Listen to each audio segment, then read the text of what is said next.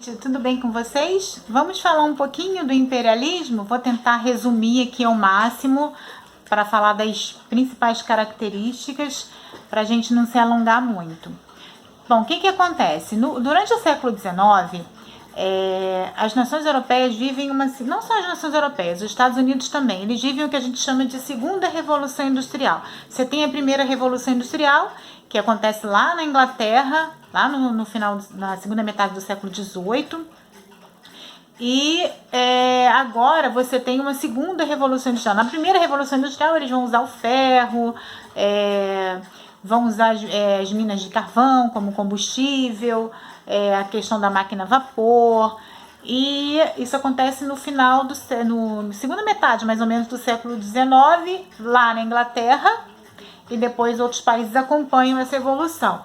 E agora, no século XIX, a gente tem o que a gente chama de segunda revolução industrial, em que as indústrias vão se aprimorar mais ainda. Então, a descoberta do aço no lugar do ferro, de novos combustíveis derivados do petróleo, como a gasolina, o diesel, né? Todas essas questões, eles vão descobrir também o dínamo, vão descobrir como fazer eletricidade a partir da força da água.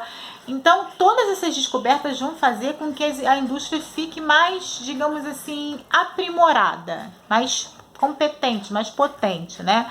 É nesse período também que eles inventam o automóvel, então uma série de ferrovias, uma série de inovações, telégrafo, o telefone, que pesquisando há pouco tempo eu descobri que não foi Alexander Graham Bell, né, que inventou o telefone. Me parece, pelo menos foi aonde eu vi, depois eu procurei também na internet, me parece que ele teria comprado a patente de um italiano, eu anotei aqui o nome dele, porque para não esquecer, obviamente, eu anotei o nome dele, chamava-se Antônio Santi Giuseppe Neuci. Parece que esse foi o inventor do telefone de verdade. Parece que ele era muito pobre, viveu um tempo em Cuba, depois foi para os Estados Unidos e não conseguiu registrar a patente.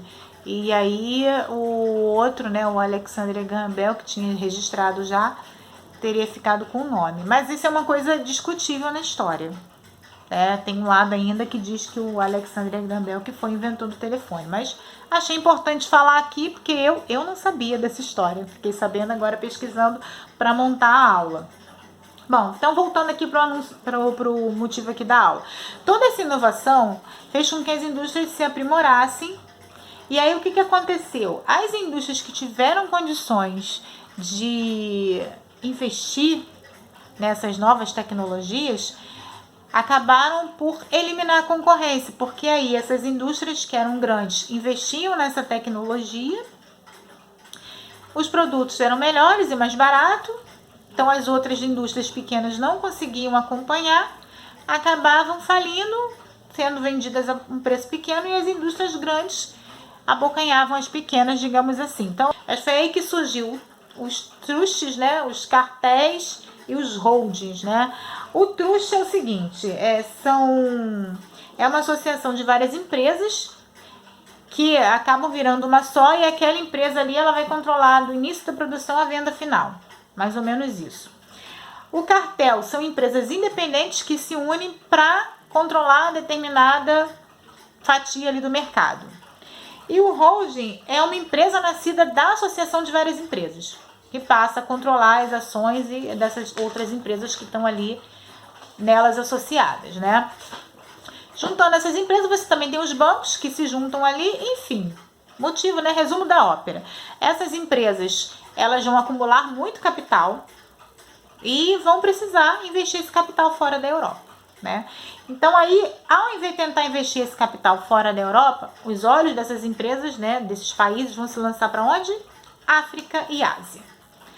E aí o que acontece? Por que, professora, na África e na Ásia? Primeiro, motivo, investir o capital. Eles vão fazer construções ali de ferrovias, né? Montar indústrias ali naquela região. Segundo, matéria-prima barata e mão de obra barata. Então, também esse é outro motivo. E a África também tinha muito ouro e diamantes. Então, todos esses motivos fizeram com que as nações europeias vão se lançar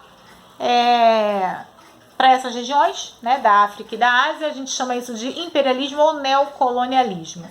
E aí eu separei algumas coisas aqui para vocês. Uma interessante é o seguinte, que para justificar esse domínio na África, eles vão criar teorias racistas. Essas teorias são chamadas de darwinismo social. Para quem não sabe, Darwin foi o cara da teoria da evolução das espécies. Eu falo sobre isso para o 6º ano, quando a gente fala da criação, na pré-história, que a gente fala da criação do mundo, dos seres vivos e tudo mais. A gente fala que tem a teoria da criação, que é aquela que está na Bíblia, e tem a teoria da evolução, que diz que aconteceu o Big Bang, que as espécies foram evoluindo com o passar dos séculos. E aí o que o Darwin diz? Ele diz o seguinte, que quando há uma modificação no meio ambiente, a espécie ela tem que se adaptar àquele novo cenário ali. Se ela não se adapta, o que acontece? Ela não consegue sobreviver. Possivelmente foi o que aconteceu com os dinossauros. Caiu um meteoro, mudou o clima do planeta, eles não conseguiram se adaptar, acabaram morrendo. E isso é o que diz a teoria da evolução. Mais uma vez eu digo, é uma teoria. A gente não tem como comprovar, né? Bom, o que os europeus fizeram? Eles pegaram essa teoria da evolução e transformaram no tal do darwinismo social, como se fosse uma evolução social. Segundo eles, todas as raças passam por esse processo de evolução. E algumas conseguem, por serem superiores, serem mais evoluídas do que as outras. E essas que são mais evoluídas são aquelas que têm o dever de dominar e de levar a civilização para aquelas raças menos evoluídas. É claro que essa teoria é uma teoria furada, porque a gente não tem raças. Nós pertencemos somente a uma espécie que é Homo sapiens sapiens. Ponto. Não tem raça amarela, vermelha, branca. Não, é todo mundo da mesma espécie. Homo sapiens sapiens. Então essa era uma teoria furada que foi usada somente para justificar esse domínio que eles fizeram aos povos africanos. Logicamente que eles não levaram em consideração a cultura, a língua, a organização social. Assim como eles tinham feito com a América do século XVI, eles vão fazer com a África aqui no século XIX. Lembrando que a África também já tinha sido dominada no século XVI, mas aquela parte ali mais do litoral. Bom, e aí o que eu separei aqui? A questão da França, que dominou a Argélia a partir de 1830. O que eles fizeram? Eles pegaram as terras, começaram a fazer plantações de oliveira, de trigo, aveia, produtos da economia europeia. Então desarticularam toda a produção ali que tinha dos nativos, obrigaram os nativos a trabalharem para eles como escravos. E o Congresso fazia leis que oprimiam esses povos, né? Deixavam eles subjugados. No Congo a gente tem o domínio dos belgas. Aliás, o Congo era uma propriedade particular do rei da Bélgica, o Leopoldo II. Propriedade particular, nem você mesmo, você tem uma região como sua, né? E ele dividiu aquela região, deu lá para civis e militares para que eles explorassem. E aí esses caras que dominavam, eles, logicamente escravizaram os povos e obrigavam aqueles povos a trabalharem e a trazer uma quantidade determinada de borracha e de marfim, que era uma grande quantidade. E quem não trouxesse a quantidade estipulada sofria vários castigos, inclusive a morte. Esses maus tratos, essa violência toda contra o povo ali no Congo foi denunciado e o rei Leopoldo ele perdeu ali ele perdeu o domínio ali do Congo, né? O Congo passa a ser administrado pelo governo belga e não mais pelo rei Leopoldo II, né? Enfim, por conta disso 10 milhões de africanos morreram, né? Bom, e o outro destaque seria os britânicos também, né? A Inglaterra também dominou ali aquela região, vários países ali da África foram dominados pela Inglaterra, né? A gente destaca o Egito, que passa a ser domínio da Inglaterra depois que se endivida todo para a construção do Canal de Suez. O Sudão também passa a ser domínio da Inglaterra. Eles tentam até fazer uma revolução, né, uma revolta, porque eles eram muçulmanos, né, então questão da Guerra Santa. Mas os ingleses naquela época eram a nação mais poderosa do mundo, era a mais industrializada, a mais armada, a que tinha a maior marinha, então eles não tiveram muita chance, foram derrotados e subjugados pelos ingleses, né? Além disso, os ingleses eles dominam também Uganda, África Oriental e Rodésia, tá? Outros povos a dominar a África: portugueses, que vão manter o domínio que eles já tinham desde o século XVI, e aí você tem Cabo Verde, Moçambique, Angola, todas aquelas regiões ali que foram conquistadas pelos portugueses no século XVI vão ser mantidas por eles. A Espanha vai dominar o Marrocos. E a Alemanha é que é um caso interessante, porque o que acontece com a Alemanha? Com a Itália também, mas a Alemanha fica bem mais caracterizada, né, mais marcada por conta disso. A Alemanha, quando ela se lança a disputa colonial, a África já estava dividida. Por quê? Porque a Alemanha não existia enquanto Alemanha. A Alemanha eram várias regiões independentes, então não era unificada. E o território mais desenvolvido, mais industrializado ali da Alemanha era a Prússia, né? Meus alunos costumam confundir com a Rússia, não tem nada a ver com a Rússia. Era uma região rica ali da Alemanha, que era a região da Prússia, e foi essa região da Prússia, né, com o governo de Bismarck, que vai puxar a unificação. Inclusive, para se unificar, os alemães eles fazem uma guerra com a França, que é a Guerra Franco-Prussiana, em que os franceses acabam perdendo uma região de suma importância para eles, que era a região da Alsácia-Lorena, rica em minas de carvão e ferro, e é um negócio que os franceses não engolem, né? Então, um dos motivos também para a Primeira Guerra Mundial, chamado revanchismo francês. A gente vai falar sobre isso quando eu for falar da Primeira Guerra Mundial. Enfim, quando os alemães conseguem a unificação, a África já está dividida. Apesar disso, eles conseguem algumas colônias ali, que é a chamada África do Sudoeste Alemão e a Oriental Alemão. Mas, com certeza, eles vão depois querer mais uma fatia maior do bolo, né? Eu costumo dizer para os meus alunos para eles imaginarem a África como uma grande pizza, em que cada nação pegou um pedaço daquela pizza, sem se importar com os povos que ali viviam. Tem até uma charge que mostra isso, né? Os grandes caricatura dos governantes da época, dividindo a África, cada um pegando lá o seu pedacinho. Enfim, para tentar organizar isso, eles fazem em 1885 a Conferência de Berlim, em que eles tentam tornar oficial, digamos assim, essa divisão, né? E combinar regras e condições favoráveis para dominar a África. E aí o que eles resolvem ali? A questão do livre comércio na bacia do Congo, reconhecer que a nação europeia só teria direito ao território se comunicasse às outras e se conseguisse manter o domínio daquele território. Então eles fazeriam uma série de regras para oficializar aquilo ali. Mas a verdade é que a partilha da África ela acontece depois dessa conferência. Eles partilham a África ali depois daquela conferência entre eles. E aí fica aí uma observação que é a seguinte: o que acontece? Quando eles fazem essa partilha, obviamente que eles estão só olhando o interesse deles, interesse econômico dos europeus.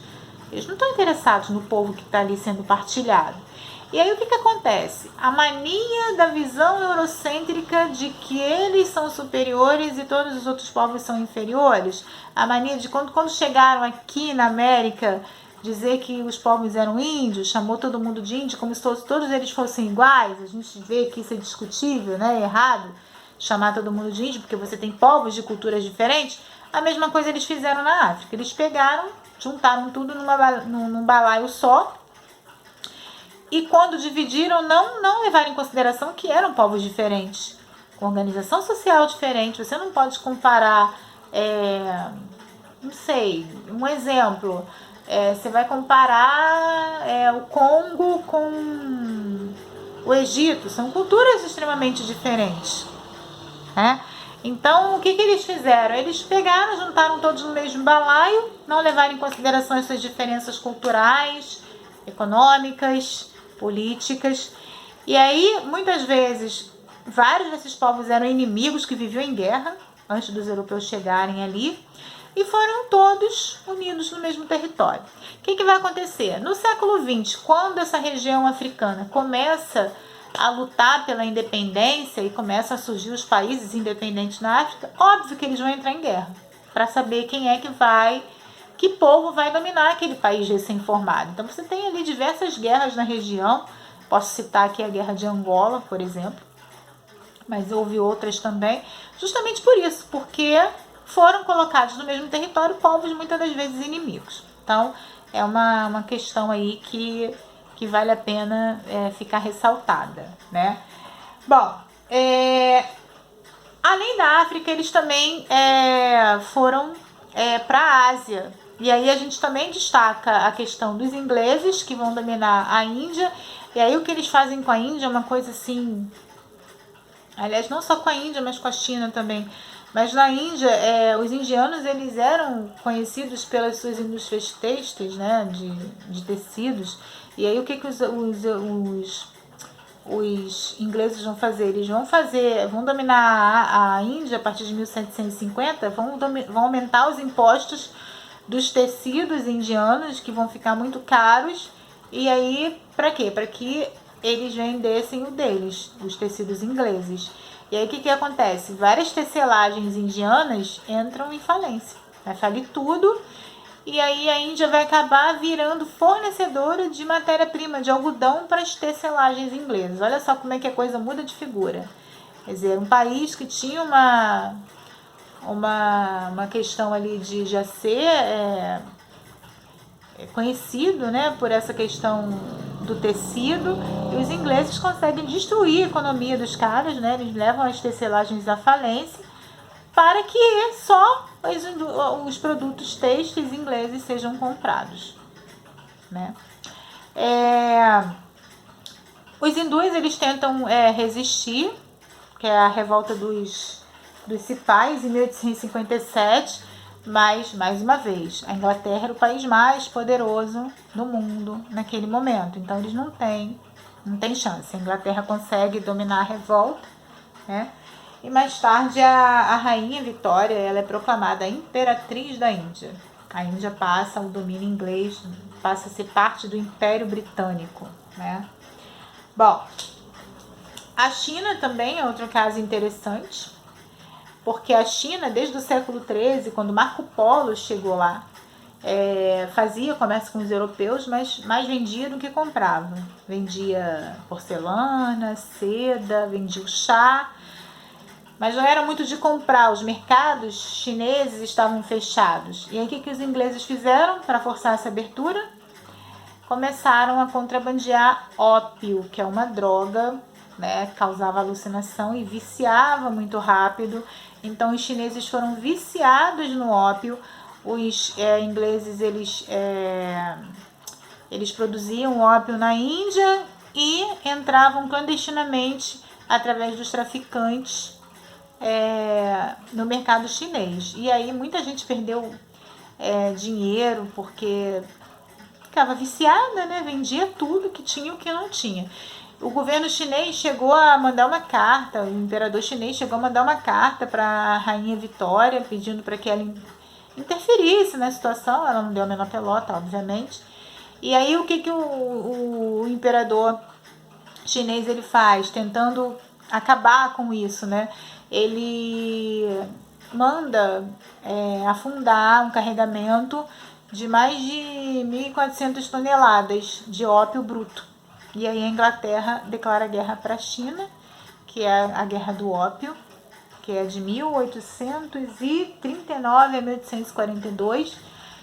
Mais uma vez, com a vitória inglesa, que obriga a China a assinar o Tratado de Nanquim, em que obriga a China a abrir 5 portos para que os ingleses façam comércio livremente. Quer dizer, a China, que tinha os portos fechados, é obrigada a abrir, é obrigada a pagar uma indenização de 21 milhões de dólares aos ingleses pelo ópio que eles perderam, e os britânicos que fizessem algum crime, cometessem algum crime dentro da China, eram julgados não pelas leis chinesas, mas sim pelas leis britânicas. Então, foi um domínio assim pesado, digamos assim. E aí vocês podem perguntar, mas e a América? Não entra nesse neocolonialismo? Como colônia, não, porque a América tinha sido colônia dos europeus, né? Você tem colônias inglesas, colônias portuguesas, espanholas, o próprio Canadá foi dividido ali entre Inglaterra e França. E essas colônias, elas começam a conseguir a sua independência no século XIX, final do século XVIII e início do século XIX. Então o imperialismo ali, ele entra assim como área de influência. Os ingleses, os americanos, eles vão investir capitais ali na América Latina, principalmente, com a construção de ferrovias, né, indústrias de pequeno porte, mas não assim um domínio como na África, de estabelecer colônias, porque a América estava saindo de um domínio colonial espanhol, de um domínio colonial português, para países independentes. E aí o que os europeus eles fazem? Eles investem capital ali, deixando uma influência, digamos assim, econômica. Era um domínio econômico em cima da América, tá? Bom, gente, espero que vocês tenham gostado. Eu tentei resumir, mas ficou um pouco longo o vídeo, 22 minutos. Mas eu espero que vocês tenham gostado. Me sigam lá no canal do Instagram, História_Virtual, @História_Virtual. Me sigam aqui no YouTube. Ativem lá o sininho para receber a notificação toda vez que eu colocar um vídeo novo. E não esqueçam de dar um like se vocês gostaram do vídeo, tá? Bons estudos aí para vocês. Grande beijo, tchau!